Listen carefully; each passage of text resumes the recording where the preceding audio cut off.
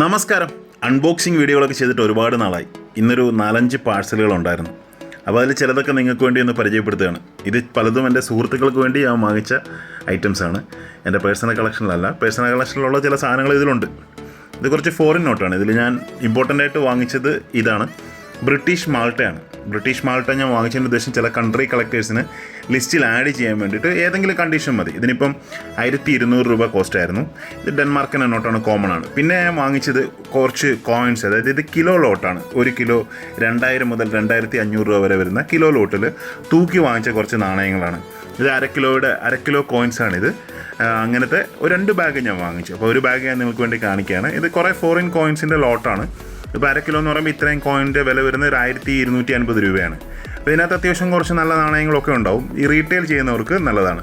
പിന്നെ വന്നത് ഒരു പഴയ 100 രൂപയുടെ നോട്ടും 5 രൂപയുടെ നോട്ടാണ്. 5 രൂപയുടെ നോട്ട് ബി രാമറാവിൻ്റെയാണ്. കുറച്ച് റയറിറ്റി ഉള്ള നോട്ടാണ്, അത്ര ഈസി ആയിട്ട് കിട്ടുന്ന ഒരെണ്ണമല്ല.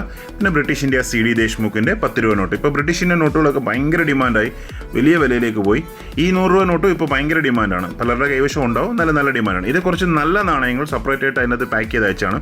ഇതിനൊരു സ്പെഷ്യൽ കോസ്റ്റ് എനിക്ക് വന്നതാണ്. പ്രത്യേകിച്ച് ഈ കാണുന്ന ഒട്ടോമൻ എംപയറിൻ്റെ തുർക്കിയുടെ ഈ കോയിൻ ഇതിൻ്റെ അകത്തുണ്ടായിരുന്നു. വലിയ സൈസ് കോയിനാണ്, അത്യാവശ്യം നല്ല വിലയുള്ള കോയിനാണ്. പിന്നെ കുറേ ബ്രിട്ടീഷ് പീരീഡിലുള്ള നാണയങ്ങളും എല്ലാം ആണ്.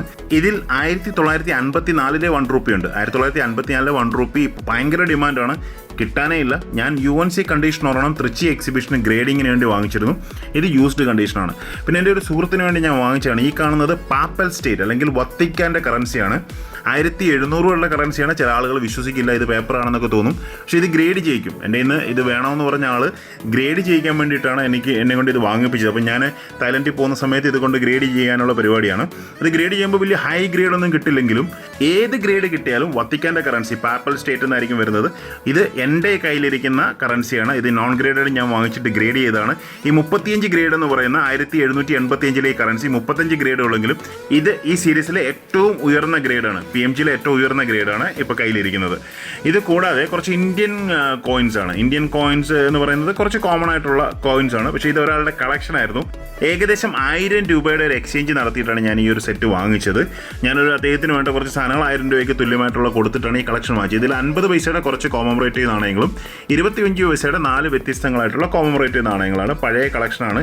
അപ്പോൾ ഇത് കിട്ടിയപ്പോൾ ഇപ്പോൾ ഇങ്ങനെയുള്ള 25 പൈസയൊക്കെ കിട്ടാൻ കുറച്ച് പ്രയാസമാണ്. പ്രത്യേകിച്ച് ചിലർക്ക് വളരെ ഡിമാൻഡിങ് ആയിട്ട് വന്നുകൊണ്ടിരിക്കുകയാണ്. ഏഷ്യൻ ഗെയിംസിൻ്റെ അത് നോർമൽ മിൻറ്റാണ്. ഹൈദരാബാദ് മിൻറ്റ് വല്ലതും ആണെങ്കിൽ ഇപ്പോഴത്തെ മാർക്കറ്റ് പ്രൈസ് ഏകദേശം 4000 രൂപയ്ക്ക് പുറത്താണ്. 25 പൈസ 4 എണ്ണമാണ്. 50 പൈസ ഈ കാണുന്നതൊക്കെ തന്നെയാണ് നിങ്ങളിലേക്ക് കോമൺ ആയിട്ട് കിട്ടുന്നതും കളക്ഷൻ ഉള്ളതുമായിട്ടുള്ളതാണ്. എങ്കിലും അദ്ദേഹത്തിൻ്റെ കളക്ഷനായിട്ട് സെറ്റ് ചെയ്ത് വെച്ചിരുന്ന കണ്ടപ്പോൾ ഒരു താല്പര്യം തോന്നി വാങ്ങിച്ചാണ്. ഈ 25 പൈസ ഇപ്പോൾ കിട്ടാൻ കുറച്ച് പ്രയാസമാണ്. പിന്നെ ഇത് നിങ്ങൾക്ക് എല്ലാവർക്കും അറിയാം, ഇത് ഹൈദരാബാദ് മിൻറ്റ് ആണെങ്കിൽ, ഇത് ഹൈദരാബാദ് മിൻറ്റ് അല്ല, ഹൈദരാബാദ് മിൻറ്റ് ആണെങ്കിൽ ഇതിൻ്റെ മാർക്കറ്റ് പ്രൈസ് വളരെ ഹൈ ആണ്. അടുത്തൊരാളുടെ പാക്കറ്റ് കംപ്ലീറ്റ് സ്റ്റാപ്ലറൊക്കെ അടിച്ചത്. എനിക്ക് സ്റ്റാപ്ലർ അടിച്ച് വരുന്ന പാക്കറ്റുകൾ വളരെ ബുദ്ധിമുട്ടാണ് തുറക്കുക. കാരണം ഇത് കൈ കൊണ്ട് മുറിയാനും കൈ കീറാനും ഒക്കെ വളരെ സാധ്യതയുണ്ട്. അങ്ങനെ സംഭവിച്ചിട്ടുണ്ട്. ഇതിൽ ഞാൻ ഓർഡർ ചെയ്ത 2 നാണയങ്ങളേ ഉള്ളൂ. ഈ 2 നാണയങ്ങൾ മാത്രമാണ് ഞാൻ ഓർഡർ ചെയ്തത്. ഈ നാണയങ്ങളുടെ കൂടെ ഒരു 5 നേപ്പാളിൻ്റെ നാണയം, 5 നേപ്പാളിൻ്റെ നാണയം അഡീഷണൽ ആയിട്ട് വെച്ചിരിക്കുകയാണ്. ഈ നേപ്പാളിൻ്റെ നാണയം ആക്ച്വലി എൻ്റെ അടുത്ത് ചാക്കുംപടിയുണ്ട്. ശരിക്കും പറഞ്ഞാൽ 1000 നാണയത്തിൽ പുറത്ത് എൻ്റെ അടുത്തുണ്ട്. ഇതേ നേപ്പാളിൻ്റെ നാണയം അദ്ദേഹം അറിയാതെ അയച്ചാണ്. അതിന് തിരിച്ച് അയച്ചു കൊടുക്കണം. വീഡിയോ കണ്ട എല്ലാവർക്കും ഒരുപാട് നന്ദി. Keep watching. Thank you very much.